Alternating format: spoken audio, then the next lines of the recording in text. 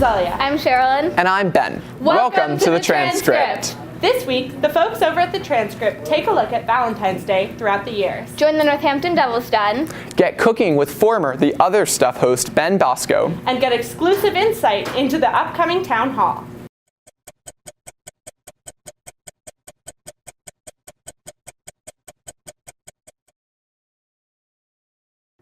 Howdy, I'm Mikey Diaz. Amazon announced on Thursday that it would no longer move forward with plans to build a second headquarters in Queens, New York. The project faced opposition from New York politicians who expressed concern that the company would receive significant subsidies in a deal. The company did promise to bring 25,000 jobs to the area.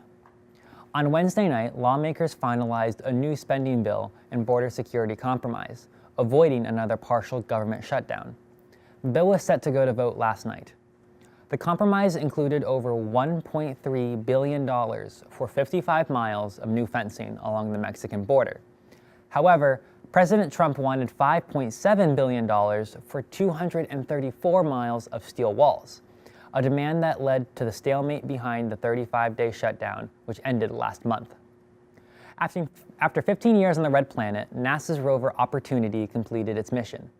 Affectionately nicknamed OPI, the rover was one of NASA's most successful missions, traveling a record 28 miles.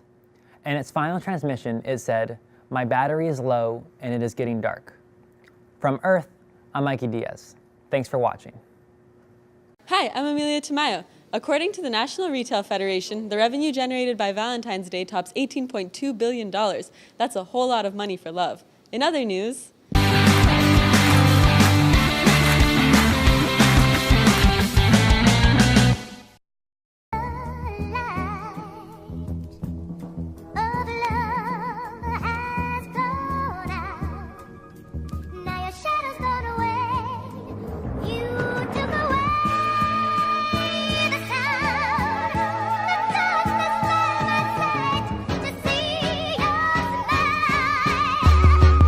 yesterday, people of all ages around the globe celebrated their loved ones for Valentine's Day. In the wake of this holiday, we wanted to understand relationships through the generations, so we sat down with people of all ages and from different parts of the world. I was stationed at this town not far from Stuttgart, where they had an American garrison. I was in the American Army. I was working in Switzerland, in Montreux, where I met a young American woman who knew Joachim. Through her, we met. And then we corresponded for a year. He wanted to be polite and addressed me in French. How I show people I appreciate them is through verbal affirmations, like telling them I love them and care about them. I think the best way to show someone that you appreciate them is to just really listen to what they have to say. And yeah, just be there for them. To show someone I appreciate them, I like to do a lot of little things to show them that I care about them. You show someone that you appreciate them by building them up and giving them love. Also, like putting them before yourself, or if they're having a bad day, always being there for them. Hugs, a lot of hugs. Like sending texts every once in a while with something that I think they'd like, or by just finding them in the hallway and just seeing how their day's going. Usually I buy people food and I talk to them a lot and make sure that they're doing well and that they're feeling good, and like if they need someone to talk to, I'll try and make sure that they know I'm there for them. I usually just give lots of hugs and I'll make them things like little homemade things like a friendship bracelet or something.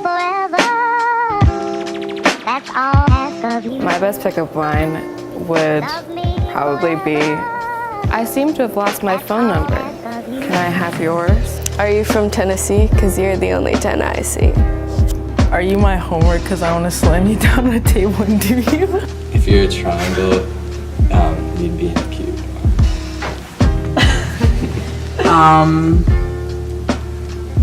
Life without you is like a broken pencil. Pointless. Are you a credit card? Because I'm paying you a lot of interest.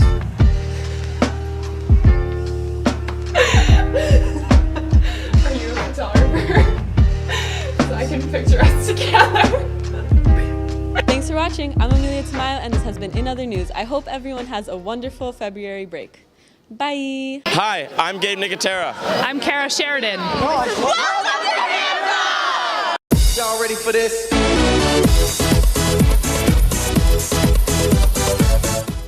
If you have an Instagram, I'd hope the Devil's Den has followed you by now.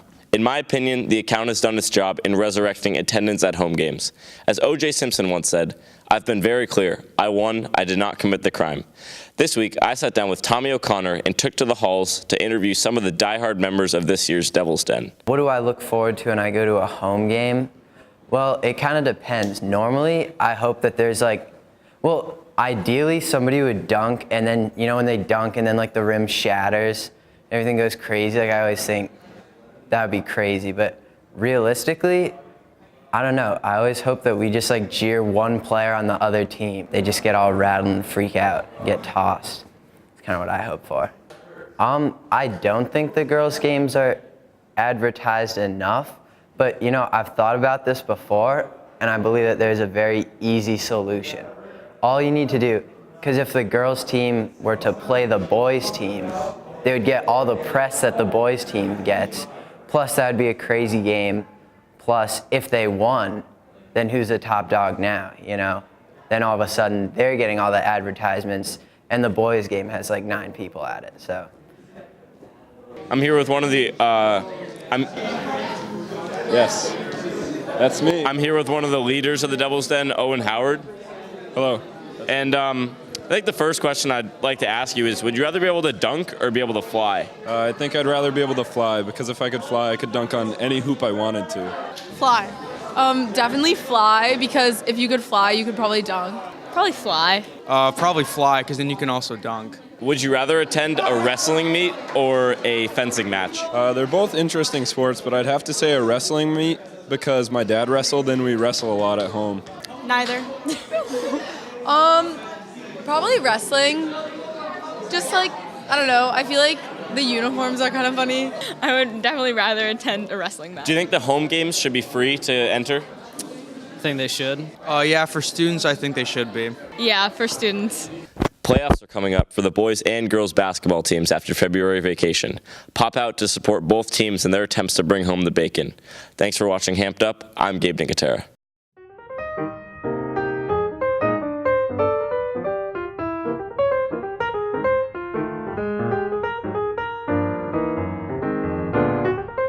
Our guest this week is Ben, who is a student here at NHS, but is also a staff member. And Ben, would you like to share what we're making this week? We are going to be making snickerdoodles, which is my favorite We're not making snickerdoodles, we're making sugar cookies. For this recipe, you will need 2 cups of flour, 2/3 of a teaspoon of salt. Do you want to mix that, Ben? I would love to. You can mix it with this one. Yeah. You will also need 1 egg, 1 cup of sugar, and 2 cups of butter. So you put, this is the fun part, put the butter into a bowl. You want to pour in the sugar? Would love to pour in the sugar. And then you have to cream it like this. Ooh, that's cool. Until you get about this consistency. Awesome. Yeah. Do you want to crack the egg, Ben? I would love to. Alrighty. Oh my god. Alright. So what's next? Vanilla extract. Oh, that smells good. Yeah, it really does. And you fold it to about, this actually takes forever. Snickerdoodles. They're not snickerdoodles. You got that for me? Preheat the oven to 375. Roll the cookie dough into about 1-inch balls and then cook it for about 9 to 11 minutes. I cook them for 10. Alrighty, let's go do that. Let's go do that. Freshly made. All right, and now we're just gonna be decorating these bad boys. Here's this for you. Thank you. And proper tools to decorate. So, Ben, you are a student here at NHS, as we've already established. Yes. I'm sure plenty of people know. When you say you're a staff member, what does that entail? I am the tech director for the theater tech program. So I assign crews when we have people come and rent out the auditorium. I set up projectors for webinars and people speaking at the school. And just basically any technical aspect that involves AV or lighting. That's something that I have to assign someone to do or do. Since you're a staff member, are you paid? Well, when someone comes to the auditorium and they rent out the space for a weekend or after school, if that is an outside company, then they have to pay the city and the city pays me. So yes, I technically am an employee of the city. How does being a staff member at the school affect your relationship with the teachers and other faculty members? Well, during the school day, I'm just an ordinary student, but after school, I see a lot of the custodians, so I know all of them very well. Outside of school and working at the school, what are your hobbies, Ben? Well, I spend a lot of time in school, so I don't have a lot of hobbies outside of school. Yep, you'll usually find me in the auditorium or in the black box until about 8 p.m. most days. Cheers. Cheers. If you're interested in joining Theater Tech, please visit the black box on Thursdays at 2. All right, thank you so much, Ben. You are welcome. Hi, I'm Kaylee Hunter-Gasparini, and welcome back to Tell It Like It Is.